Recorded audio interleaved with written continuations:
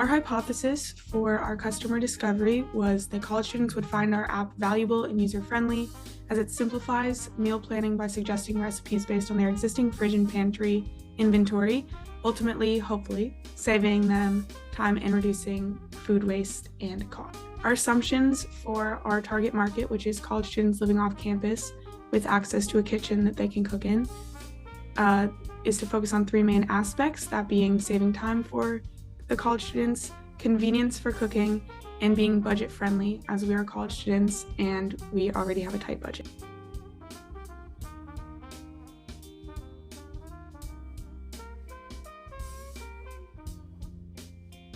Enough to make multiple meals, so a lot of times I do kind of just struggle with consistently making healthy meals at home. One of the things might be just not having the right ingredients all the time. So maybe you just don't have exactly what you need and you need to go buy like a whole thing of garlic powder, just cook one meal. It's an issue.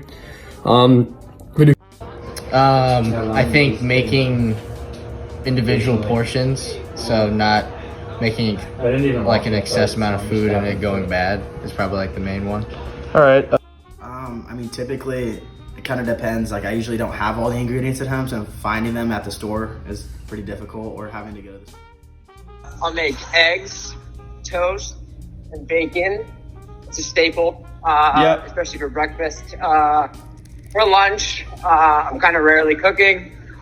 And then for dinner, I like to make spaghetti and meatballs and chicken. A lot of chicken, pastas, a bunch of different meats, game meats, turkey, bison. Cool. If I do cook at home, I typically cook burgers or steaks. I usually do some kind of main protein for the week. So whether that's like salmon, steak, or chicken, and then I'll just stir fry some vegetables. Typically meats, steak, chicken, fish. I'll do pasta as well. And then sometimes I'll smoke ribs on the weekend. As far as my cooking habits or preferences go, I'd say my cooking level is very novice and I don't really have any dietary restrictions. I probably cook once a week at home. Burgers just takes once a week-ish. I think I'm an above average cook. I do a lot of grilling and such. Wait, what is the question? I don't like to cook. I don't have any dietary restrictions, and my cooking skills are very bad. So I like to make chicken, and whatever's easiest, I make a mean bowl of cereal. Skill level, definitely beginner. Habits, I feel like I don't cook very much. And if I do, it's just like the really easy stuff. My skill abilities, I'd say scale of 10, maybe a 4. I know I just don't do it that much. I mean, I enjoy it, but I don't find my time doing it as much as I would like to. Yeah. All right, cool. Well, I Uber Eats from time to time, so if there's a deal, I'll do that. But if not, I might just, if I have a little bit of extra energy, I might cook at home. All right. Okay. I like to know what's in my food for most of the time. I like knowing and just having a few ingredients makes me feel better about myself.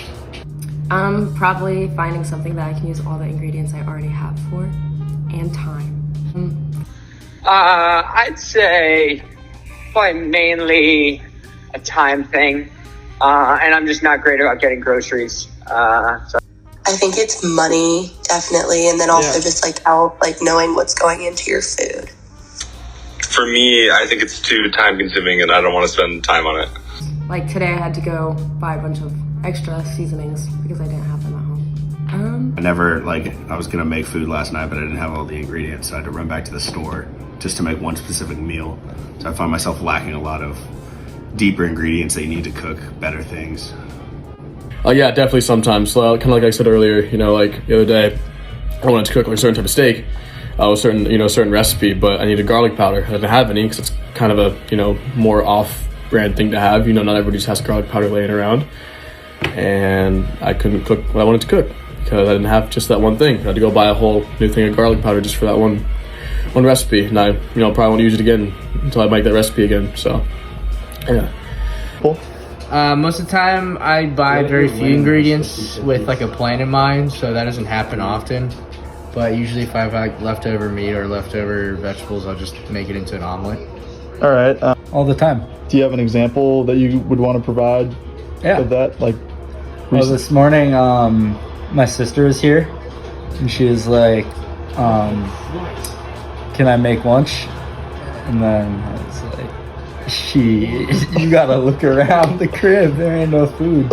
I think variety. Variety's a big one. There's only so much that I know how to do, or that is easy enough to do on a regular basis with like only 15-20 minutes to actually make a meal. All right. I don't know what to cook and I don't have a lot of ingredients. Just having the right ingredients, and sometimes I feel like I just don't quite know what to make with the few ingredients in my fridge. Just trying to organize everything and not overcook stuff or undercook stuff.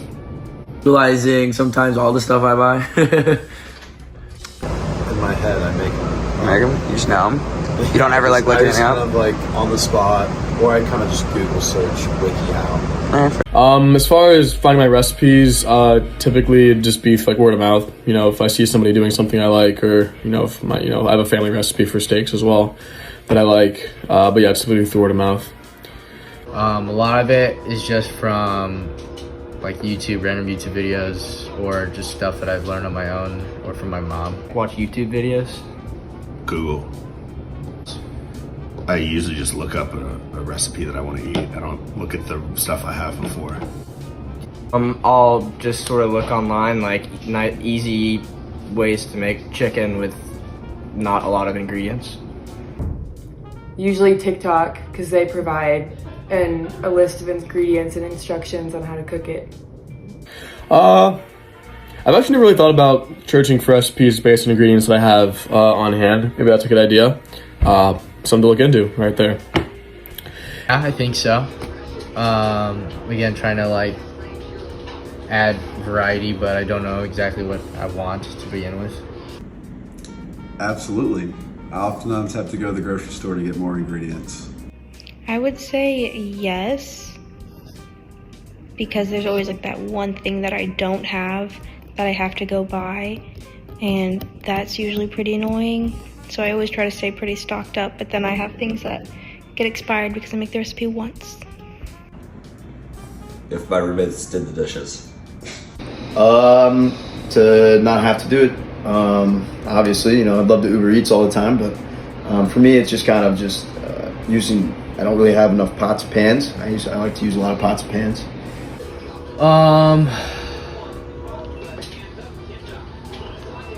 Probably having suggested recipes to me.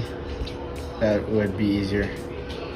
If there was some sort of app that could tell you what to make based off what was in your fridge, probably. Like meals came in like a meal prep kind of box, like including the ingredients and like measurements and stuff. You have it, huh? Maybe not suggested based on what I have, but just give me recipes that I can go out and make on my own. Sure, yeah, because again, I don't cook enough. If I cooked more, then I definitely would want a little bit more variety, because I do have limited recipes in my own book. So yeah, I definitely would use that type of app if it kind of can just mix up the main ingredients that I use. See, that's definitely a good idea. I don't know, not sure what ingredients, cheese sticks, yogurt, and garlic powder are going to be able to, the app's going to spit out if I have those 3 ingredients in my fridge, but maybe that's a good idea. I would be interested in trying that. Very interested. I think as a student who's on a budget and maybe doesn't have everything at his disposal, like in his pantry or his fridge, I think this idea would be very helpful.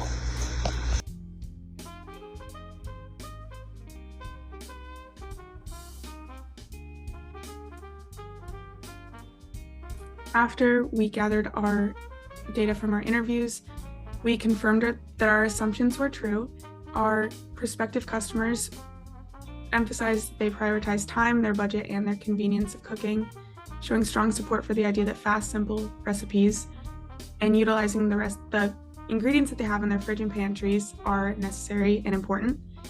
If users initially like the app's interface and find it convenient and align with their budget and time, then it can lead to increased user engagement and continuous usage over time. In conclusion, based on the answers from our customer discovery interviews, a lot of students were concerned with budget restraints, specifically in terms of buying ingredients they will likely only use a couple of times or only use once or twice before they spoil. Our app would include a feature that suggests alternatives or substitutes for various ingredients that can either be purchased in a smaller quantity or amount, or that will have a longer shelf life. As for budget restraints, our app would provide a feature for price checking and recommend where to buy the best and the cheapest ingredients. Students were also challenged with the cooking time of a lot of recipes that they find online. Our app would provide recipes that cater toward that busy college student with time restraints and budget restraints. By providing these features from the app, the financial burden and time restraints would be mitigated.